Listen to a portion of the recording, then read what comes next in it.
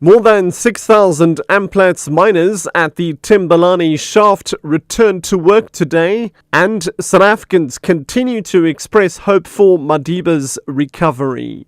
I'm Richard Brooks. AMCU's President Joseph Matunjwa says more than 6,000 Amplats miners at the Timberlani shaft will return to work today. Workers downed tools on Sunday in solidarity with their 22 suspended shop stewards who were allegedly intimidating members of other unions. Matunjwa says the union and mine management have agreed that the suspensions against the shop stewards should be lifted. Leadership of the branch that has been suspended on Friday will report back to work and the due processes will follow. The workers were happy about that, and the other four leadership that were also suspended, which we're going to talk about it, because all this is a result of the fraudulent activities that are taking place in these offices where our membership has been forged to other unions. When they raise those issues, they get to be suspended.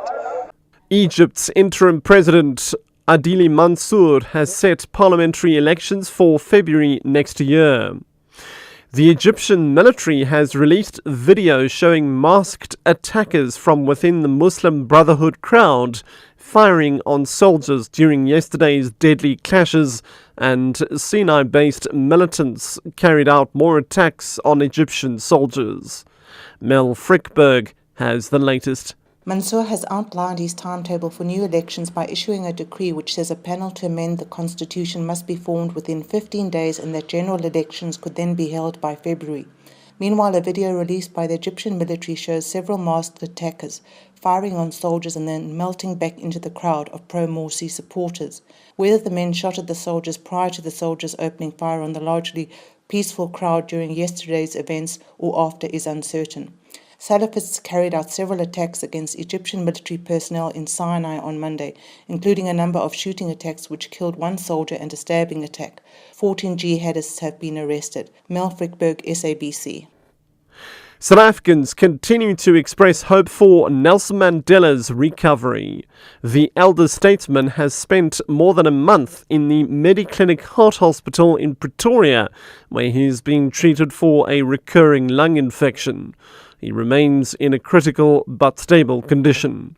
66-year-old Vonnie Venter from Pretoria took her husband with her to visit the hospital yesterday. 76-year-old Jan Venter also suffered from a recurring lung infection and heart problem and underwent 2 bypasses.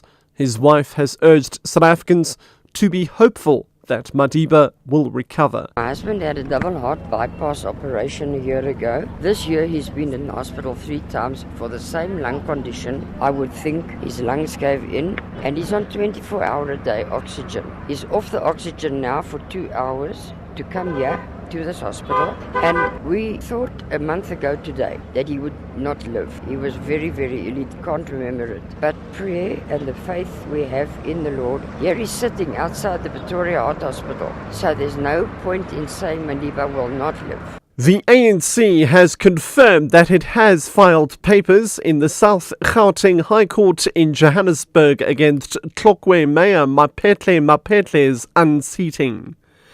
ANC Northwest Acting Secretary Gordon Kegakilwe says they don't recognize Mapetle's successor, DA Councillor Annette Combrink.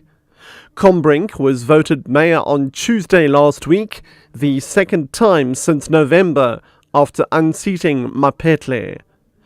DA Northwest leader Chris Hatting says at the time that 29 councillors of all parties, including the ANC, unanimously voted to return Combrink to the position of mayor. The DA says Mapetle has failed to adhere to a legal notice forcing him to vacate his office at the municipality.